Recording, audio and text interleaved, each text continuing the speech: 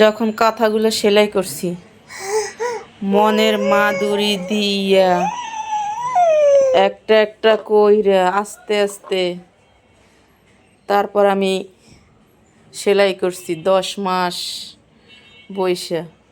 যখন আমার ছেলেটা যেদিন হইবে তার আগের দিনও একটা কাঁথার কিছু বাকি ছিল, আমার মামি এসে তারপর আবার সেইটা সেলাই করে দিছে।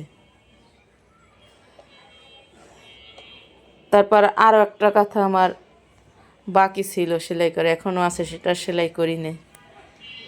অনেকটি খাতা আছে আরও, এইগুলো আর কি নামাইছিলাম উনি আঁকার জন্য, আরগুলো নামাই নেই।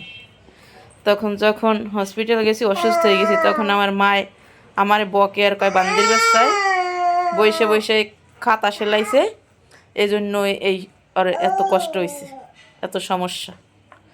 মায় শুনি বকে, এদিকে আমি কান্না করি আর শুনি হসপিটালে বসে আমারে বকে। সেই শখের কাঁথা আমার, বুঝছেন এইগুলো। আল্লাহ হাফেজ।